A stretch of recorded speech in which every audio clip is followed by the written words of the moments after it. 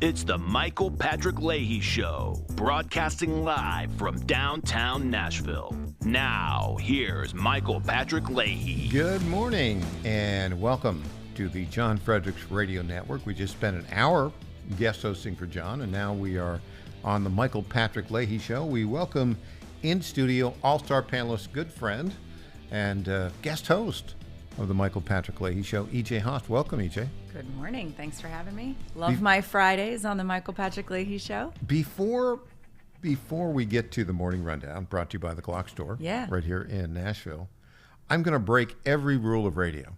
Oh. Right now, I'm going to promote E.J. Haast. Oh. 1 week from today. Oh my gosh, yes. You know, we do, this is fun because you and I, we do dueling AIs. Yes. Right? Yes. Dueling AIs. You'll do Chat GPT, and I'll do Grok, and we ask a question and we just compare the answers. But because you're such a great talk show host, you will be on 1 week from today in the same time slot I'm doing this show. You will be on 99.7 WTN, guest hosting for Chris Hand, 9 a.m. to noon. Yes, you are correct. You know, as you're driving here in Nashville, just kind of switch back and forth. You know, see, what's Michael talking about today? That's right. What's EJ talking about? See, and you know what? And both shows have podcasts later, so you can watch the whole thing on both sides. Yeah. Now, the old style radio guys would say, oh, never promote the competition. And we are not the competition. We're all working for the same goal. Hey, there's room for all of us. That's right. Anyways, well, terrific. It is time for the morning rundown, brought to you by the Glock Store, the largest and best supplier of Glock accessories in the country. Glockstore.com, located just a couple miles from the airport here in Nashville, Tennessee. Okay, here we go. Here's the morning rundown for Friday, December 13th, 2024. Number one, the IG report that says the FBI did indeed have confidential informants on the ground at the Capitol during J6 events has been released 1 day after Christopher Wray says sayonara as director of the FBI. Are they coincidence? I don't think so. Number two, the great John Eastman, constitutional legal scholar. He's a guy that written some memos to the president, and they're trying to disbar him. Oh, terrible. He was a clerk to Clarence Thomas. He also was the dean of the Chapman School of Law in Southern California. He has a terrific article at the Federalist about how the president can actually constitutionally impound funds. It's all part of DOGE, the Department of Government Efficiency. He will be here as our guest at 9:30. How about that? Or 10:30 Eastern at the bottom of this hour, 9:30 Central. Number three, because we're on a roll here today, not only do we have E.J. Haast in studio, not only will we have Roger Simon in studio in the next hour, but in the final hour of the program, the Attorney General of Tennessee, Jonathan Skrmetti, will be here for a full hour. I say this if all goes well, because, you know. He's a busy guy right He's now. a busy guy. Yeah, we're looking forward to that. Number four, there are reports that Donald Trump will pardon most January 6th defendants 9 minutes into his term. I think that's fantastic. And then finally, drones everywhere in New Jersey. We'll talk about that in a bit. There you go. That's the morning rundown for today, brought to you by our friends at the Glock Store. Now, my good friend Lenny McGill, the founder and the CEO of the Glock Store, I was talking to him just the other day. He said their Black Friday deal days were a huge success and uptick in sales from cities that get the Michael Patrick Leahy Show. Hey, thank you guys. It's Glockstore.com. Now, if you missed out on a few of the deals, don't worry. They'll be launching their Christmas sales soon enough with even more great deals on Glock's performance parts and all the great accessories they stock. And they only stock the best because they personally test each one. If Lenny McGill doesn't like it, it doesn't get on, period. And if he really likes a product, he features that product on his incredible YouTube channel. Think, oh, Lenny McGill has a YouTube channel. Yes, for a long time. Over 500,000 subscribers nearly 1,000 videos. And basically, he's got huge ratings, 99% thumbs up. If you haven't seen it yet, you got to go to youtube.com/@Glockstore. That's youtube.com/@Glockstore. You got to watch all this stuff. And Lenny, he's such a compelling personality. He just brings it. Don't forget to go to the Glockstore.com and sign up for their weekly sales letters.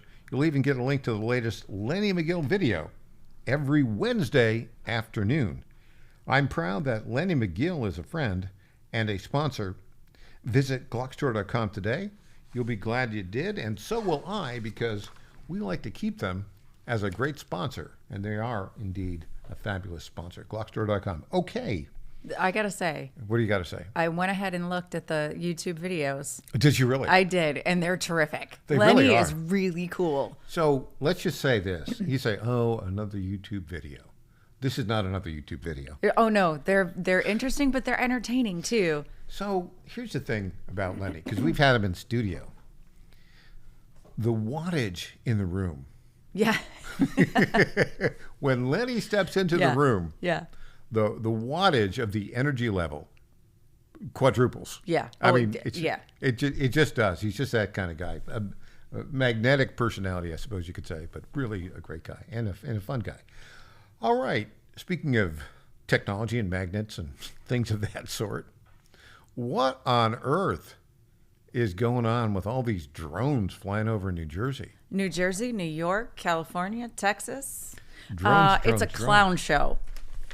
Well, Michael, it's a clown show. Yeah, the federal government doesn't seem to be doing anything about it. Well, okay, so I had these theories. You heard there was a congressman or Jeff Andrew, and New he Jersey, said something about it being Iran mothership and all of that. What he said, it raised a few eyebrows.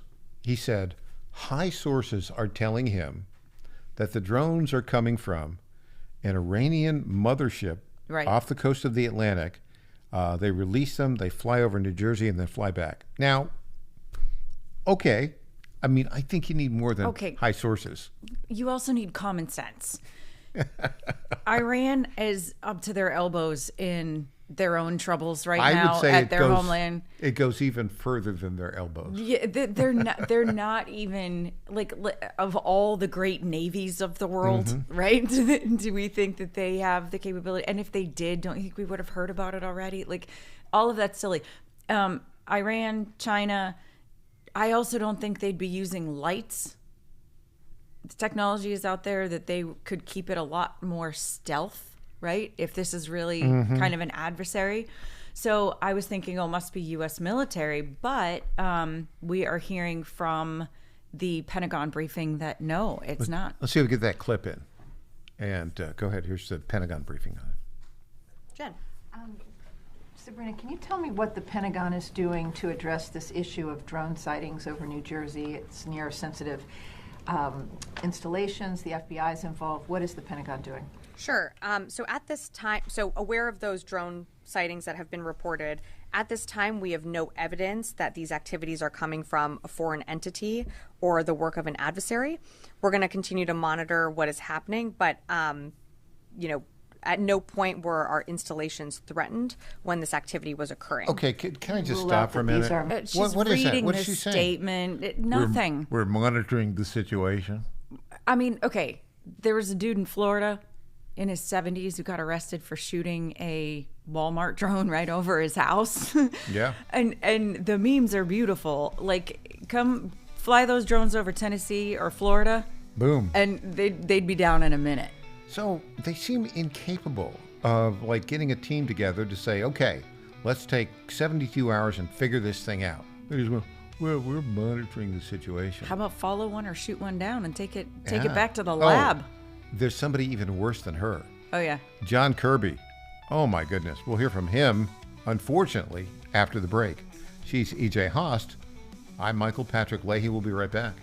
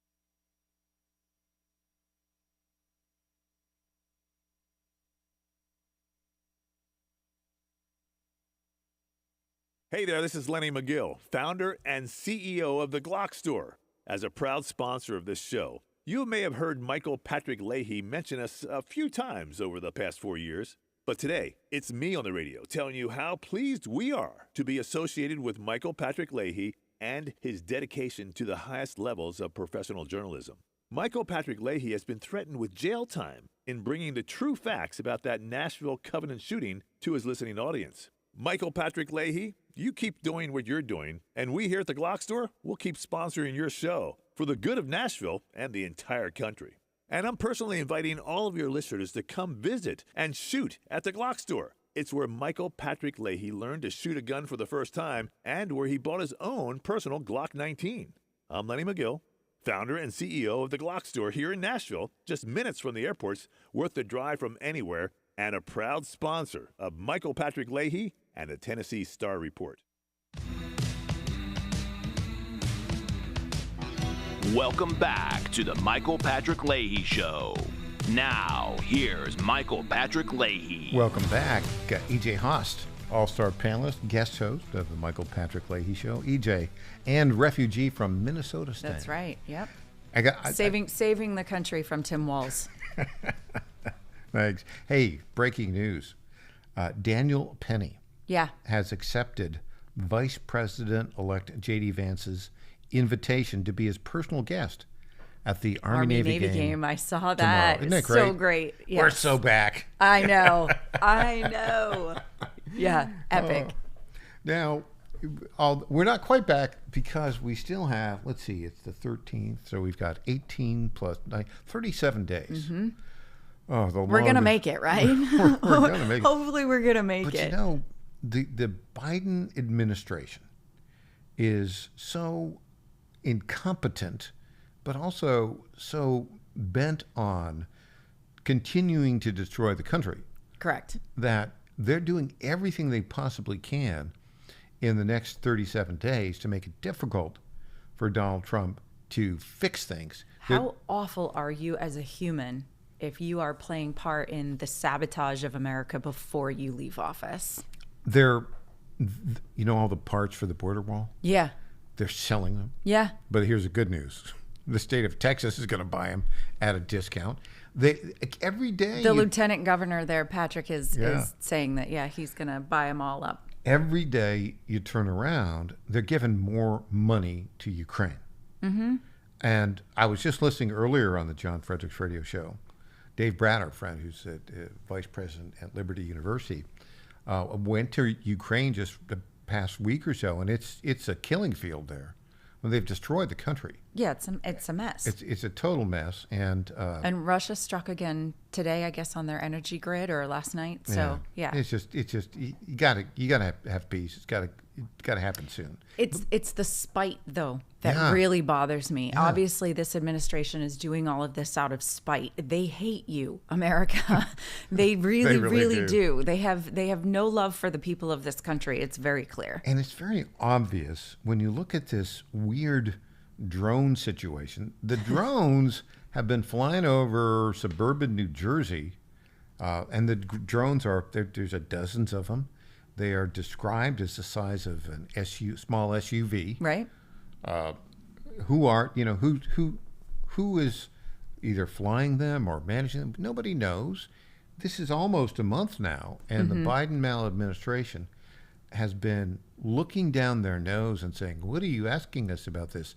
And you know who is he's worse than Karine Jean-Pierre, which is saying something. Yeah. Because he unlike Karine Jean-Pierre, he is intelligent, but in a devious, deceptive way. I'm talking about this John Kirby character. Yeah, of course. He was asked about it. Do you have a clip on it? We do have a clip on All that. right, let's go. They're asking John Kirby about what are you doing about all these drones flying over New Jersey and now apparently other places. We have not been able to, and neither have state or local law enforcement authorities, corroborate any of the reported visual sightings. To the contrary, upon review of available imagery, it appears that many of the reported sightings are actually manned aircraft that are being operated lawfully.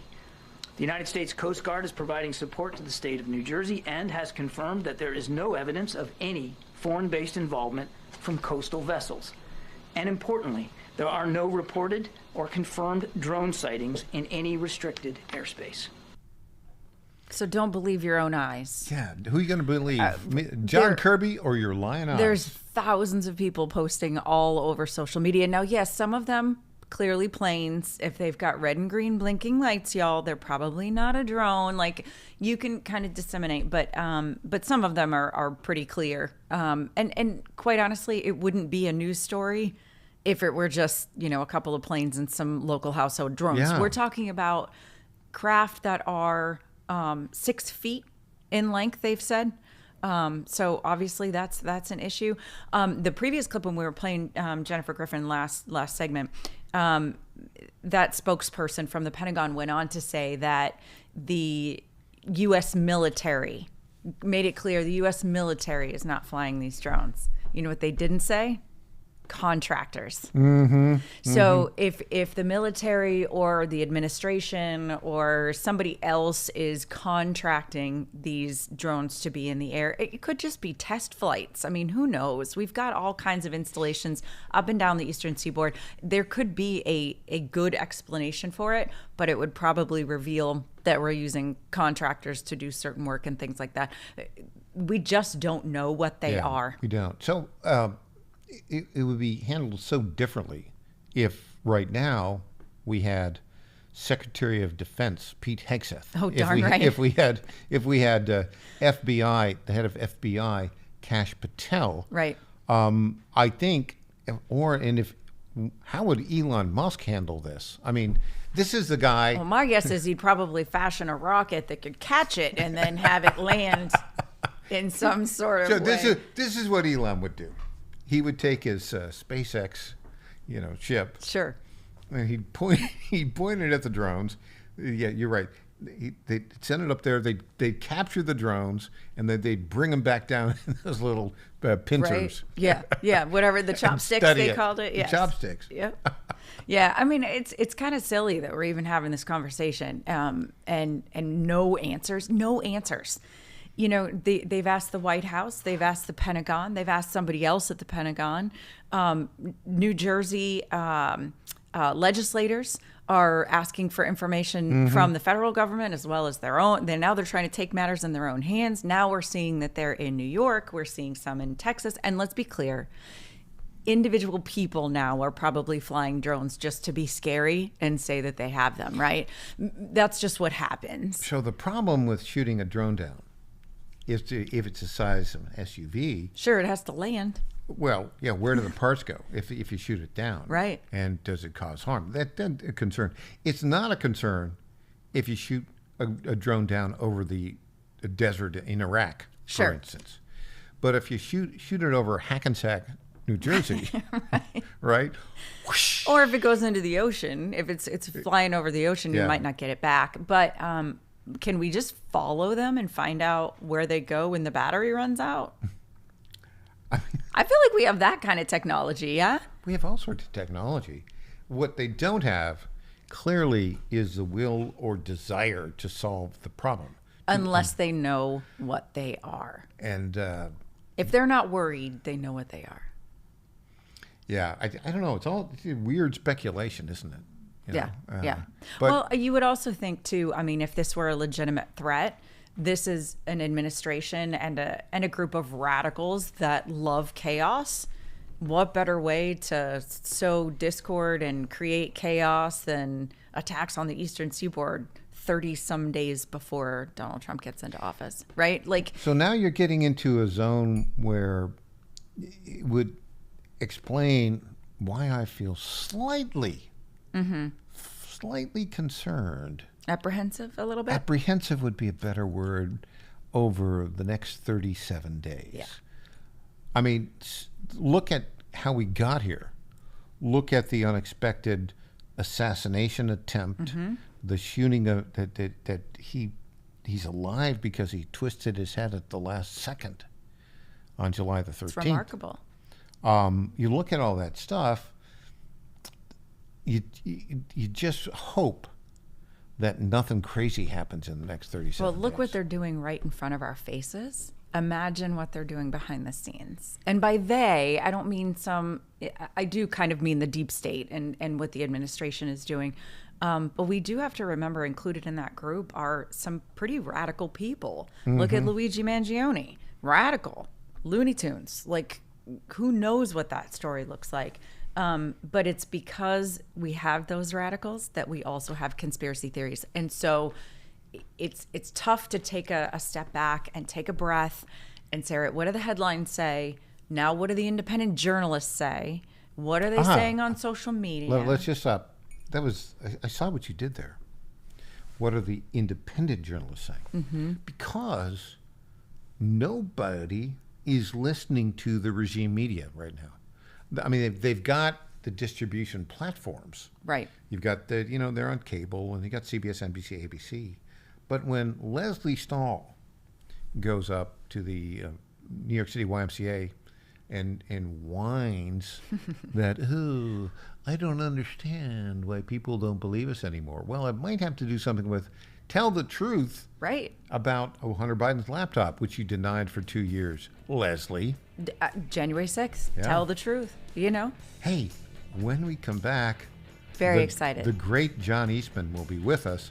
If all goes well, one of the greatest constitutional legal scholars ever, and he's got an idea about how we can actually cut that $2 trillion out of the federal budget.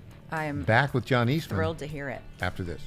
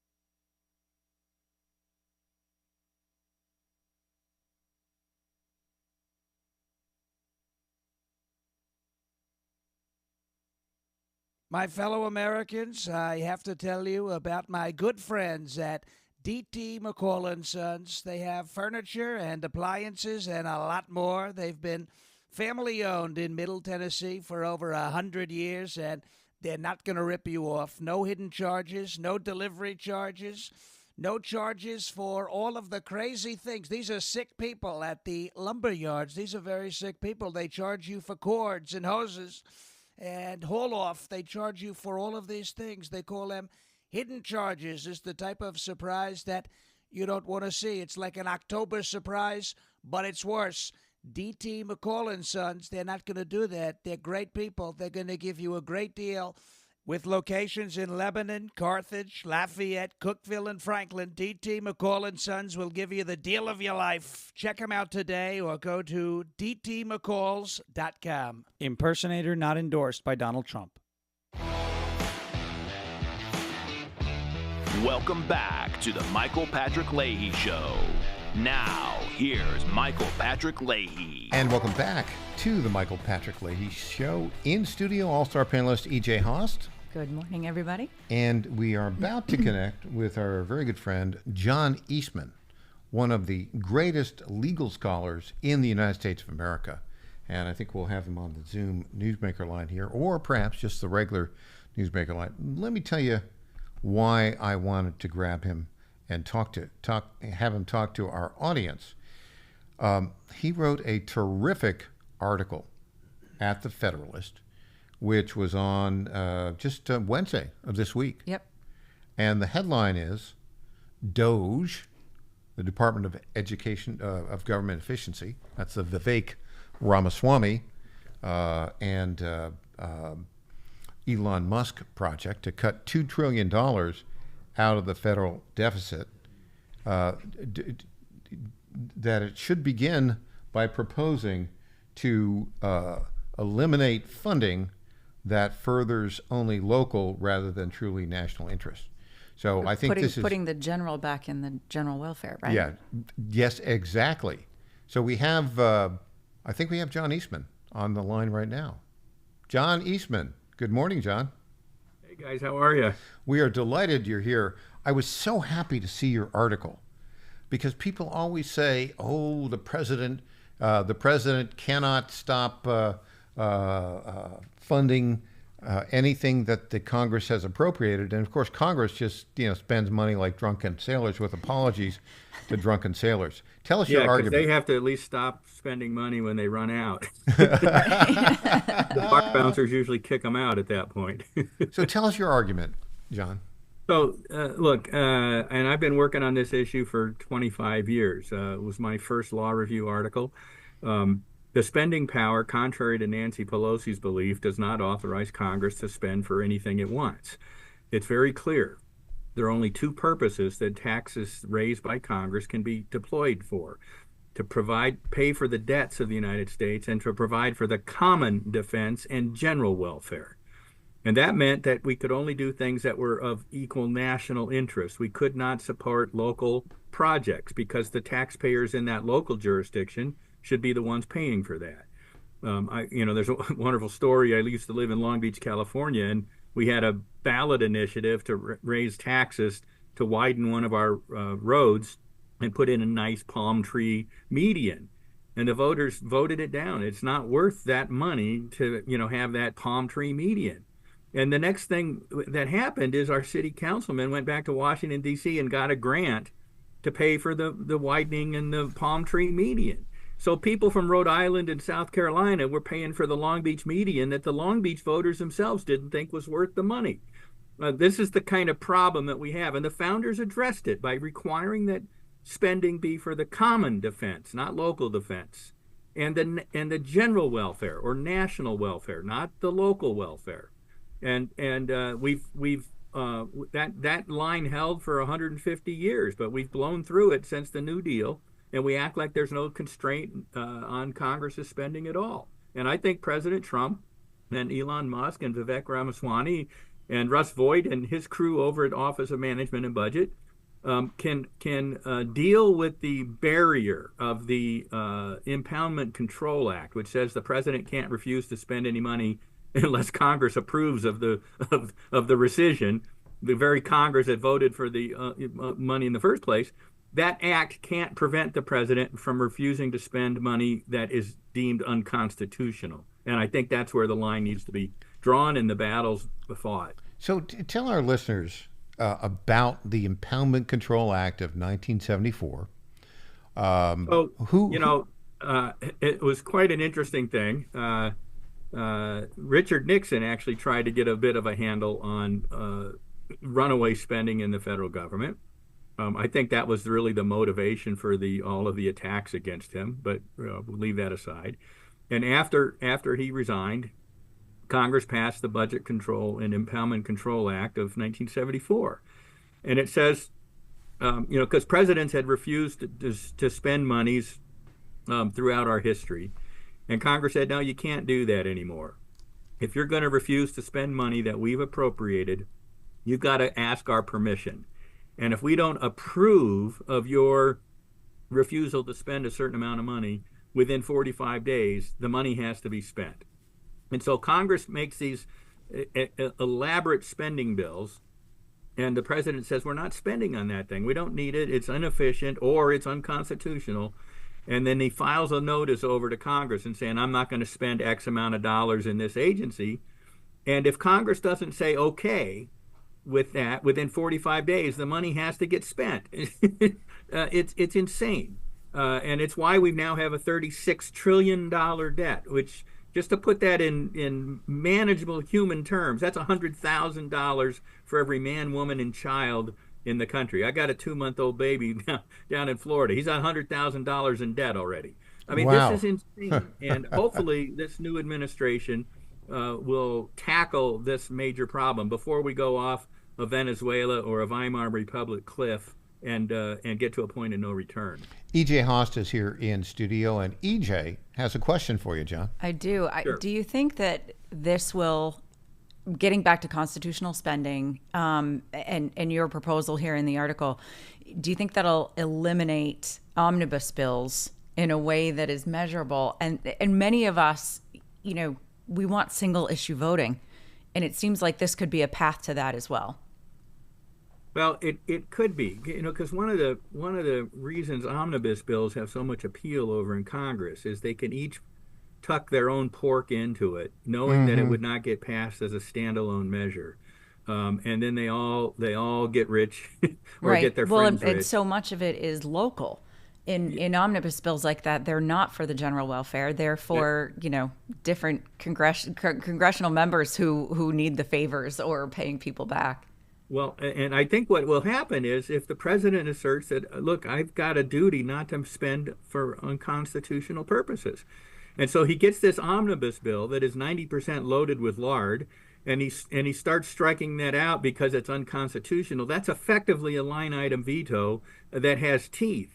And that means that Congress won't be able to cut these deals to get these omnibus bills in the first place. And we'll get back to actually having deliberation on the necessity of individual spending packages, individual department spending, individual bureau spending, and an assessment of the constitutionality of it over in Congress, which is exactly what ought to be happening and hasn't been happening for nearly a century. John, don't you think, though, that let's just say that as your example, Congress, somebody wants to spend a whole bunch of federal money on palm trees in Long Beach, California. Let's say that's in the budget.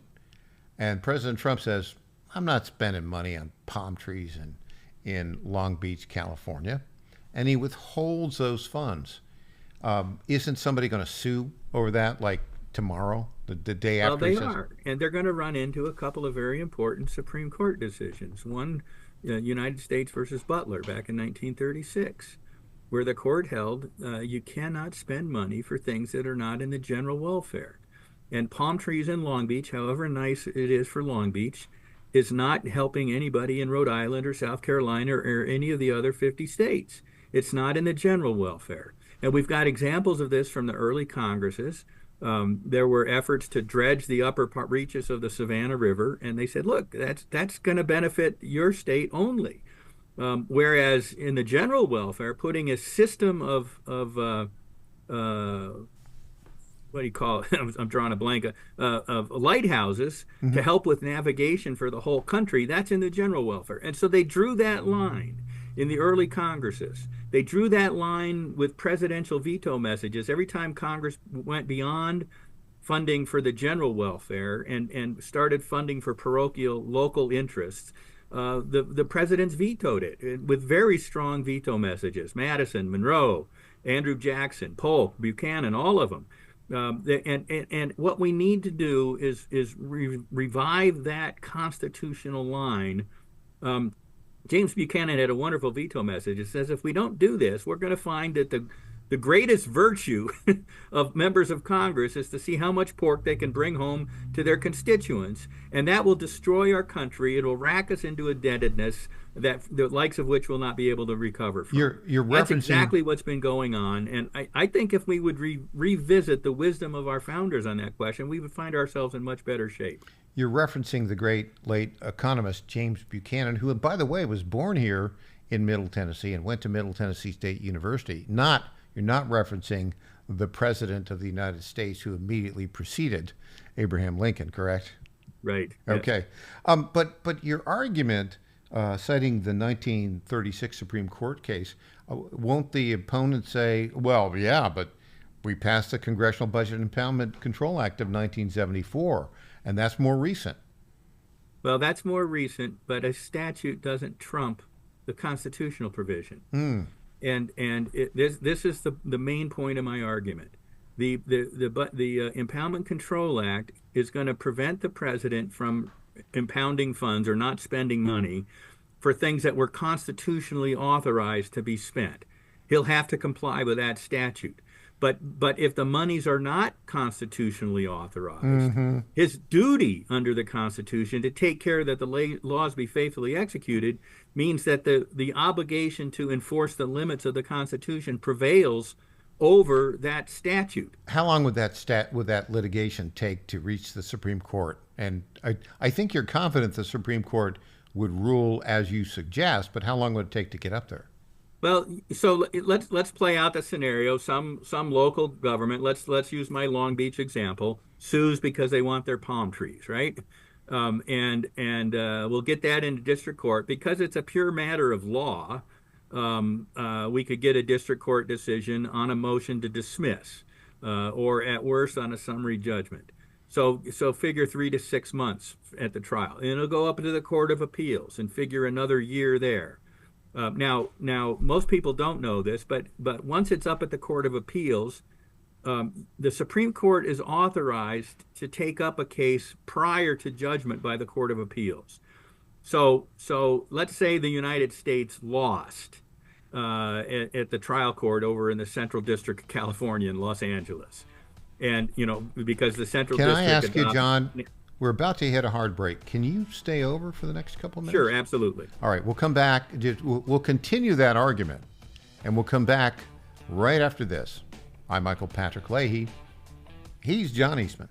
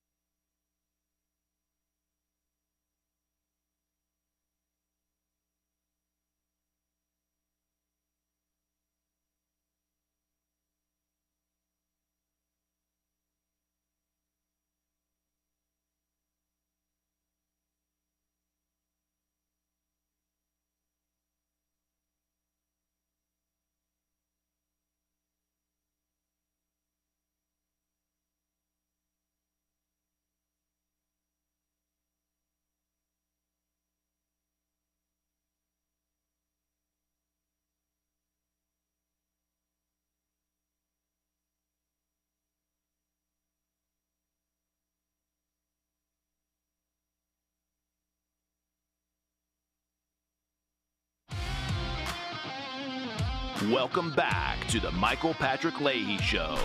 Now, here's Michael Patrick Leahy. We are talking on our Zoom Newsmaker line with the great constitutional legal scholar, John Eastman. John, you were continuing the timeline of a likely legal challenge if the president doesn't spend certain local funds. And you got us all the way up to the Court of Appeals. What happens then? Well, so, the Court of Appeals will normally accept briefing, and there'll be an oral argument, and then some months later they'll get a decision. And then the losing party will have a right within 90 days to appeal that to the U.S. Supreme Court, which is a discretionary process. But there's a provision in federal law that allows you to jump over the Court of Appeals, essentially, to seek U.S. Supreme Court review prior to a decision by the Court of Appeals. If,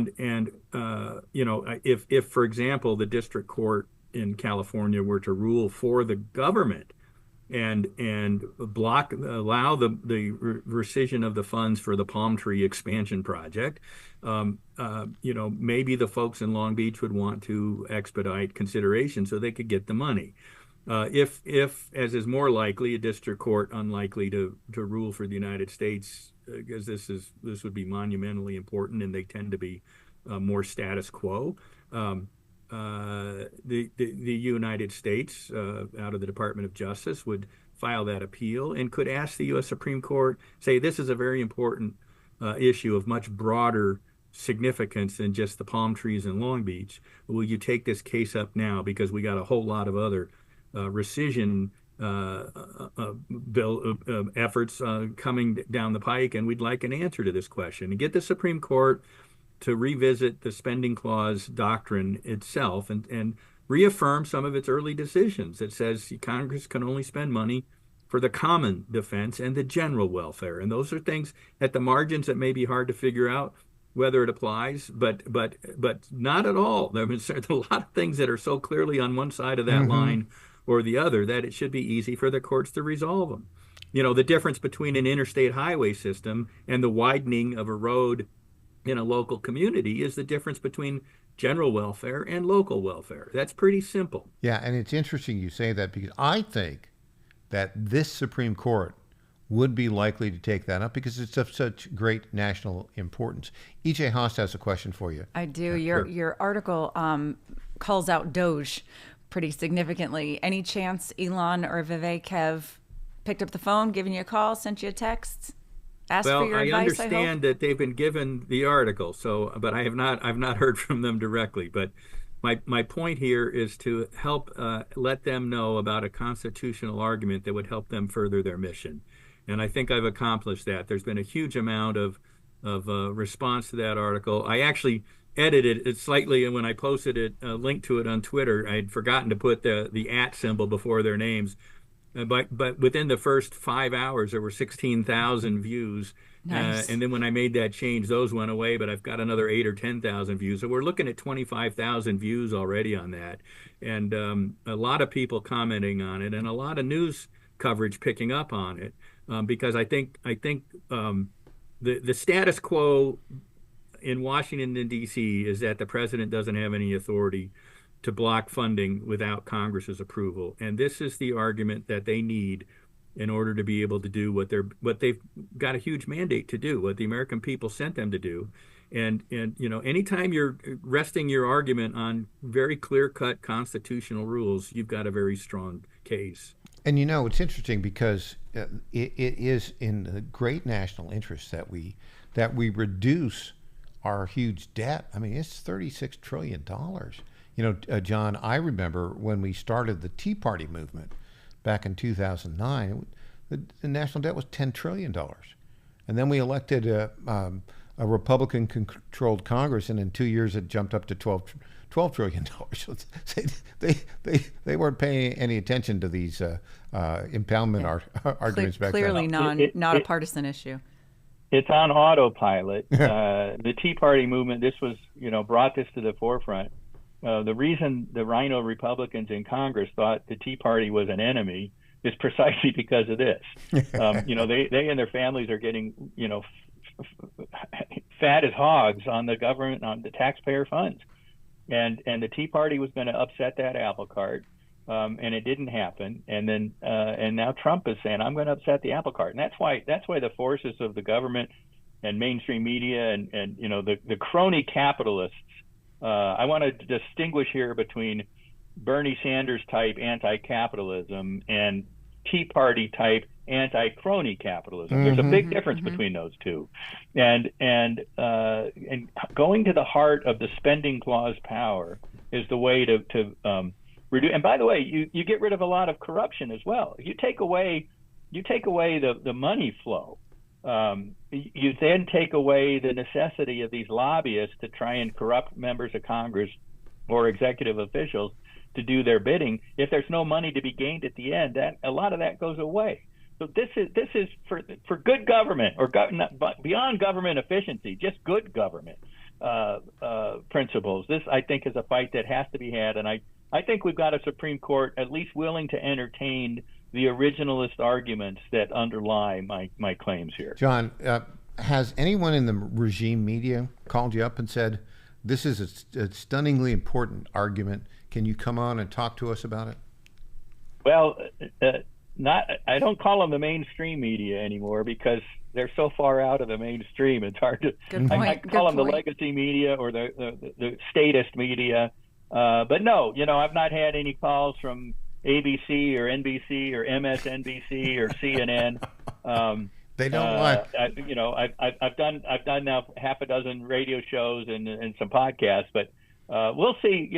Sometimes these things get driven by the folks like you, and then it becomes such a domino effect that the legacy media can't avoid it. But we'll see. We'll see what happens. John Eastman, thank you so much for joining us today, and thanks for your great legal work. It's so important to the country that we have your brilliant mind working on this. John, thanks for joining us.